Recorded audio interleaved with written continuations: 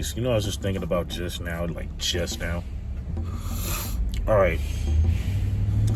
They say that violence in the urban community, we're talking about researchers and crime investigators and all this other stuff, and people on the media, they always tell you that crime in the urban community is engineered by poverty and money, which I believe is true to a degree. But I also think that crime is also orchestrated by those who perpetuate and push poverty. Because we make the excuse, we say, poverty creates violence because people want to rob when there's less money available to the people. But these motherfuckers always have accessibility to weapons.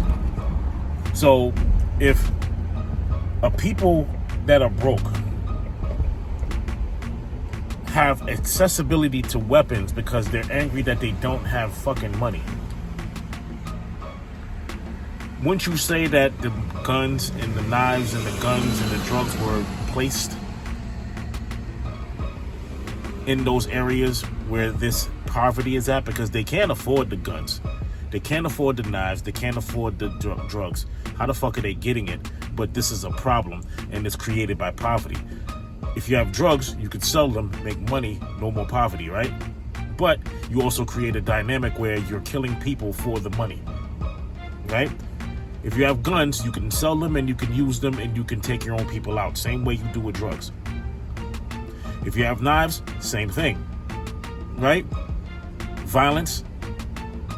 All of this is created and orchestrated by way of media, politics, and an agenda. You know what I'm saying?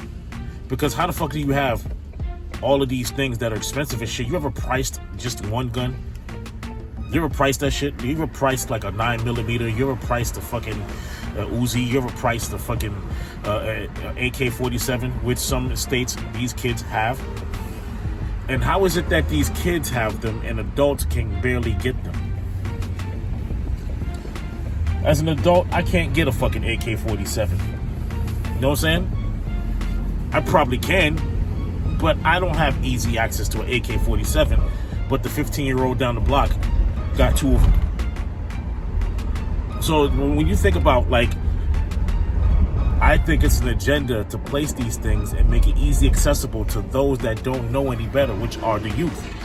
They tried it when I was younger. All the street niggas had the guns and shit. These niggas was the same age as I was, 14, 15, 17 years old. You know what I'm saying? And it's like, when I was younger in the 90s, when I was a teenager in the 90s, that's what it was. So now you think about it from as a grown man, I'm 45, I'll be 50 in 5 years, and I've seen some bullshit and I've seen some great shit. But I'm starting to pay attention a lot more to when we say that poverty creates all the violence in the ghetto. That's not true. First of all, the ghettos were created for the Jewish survivors of the Holocaust. The projects were created for the Jewish survivors of the Holocaust all across the United States. Those were the project buildings were for, especially in New York, Boston, New Jersey, Philadelphia. Those project buildings were Jewish. The ghettos, Jewish. Those were Jewish neighborhoods. And they were poor because a lot of them didn't get support from the rich of their religion or kind. And then they were placed. That's why you seen those commercials back in the day where you seen them have that fucking sad ass song and, help a person out and they be an elder. That's a Jewish person that survived the Holocaust. And it's messed up because, like you feel, as a black person, we feel bad for anybody that's in any situation like that, regardless of the skin color. That's different from when other races do. Other races don't feel shit for us. You know what I'm saying? And it's weird that everybody says that we're the problem, but nobody feels anything for us, but we feel everything for everybody else.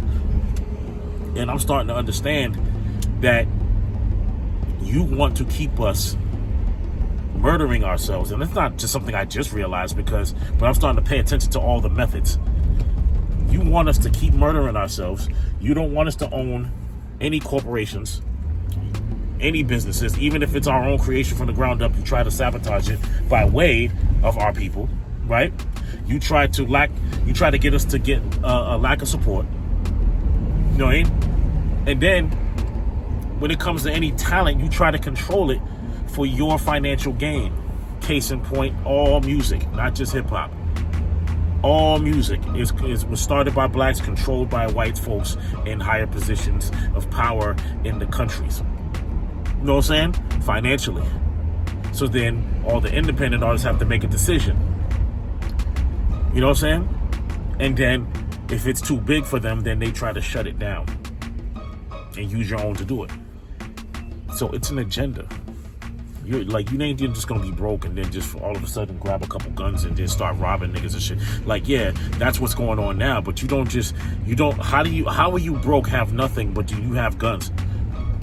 You know what I'm saying? You're broke, you have nothing, but you got guns.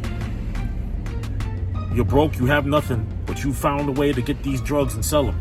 Somebody put that there. And if you look at the Panther movie back in 1995, you'll see part of the reason was they placed cocaine in the communities. And in that movie, it was in Oakland, where the Black Panthers of Self-Defense started. But around the country, the mob is government authorized. And I've been telling people this shit. But pay attention to the methods, and even more so now with social media, pay attention to how they trigger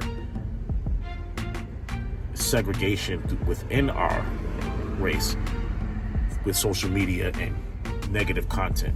This is the reason why I'm out here doing what I do. Project Freedom 2025 coming soon. The GOD, Greatness Over Dominance, coming November 9th. And just pay attention, man. Peace.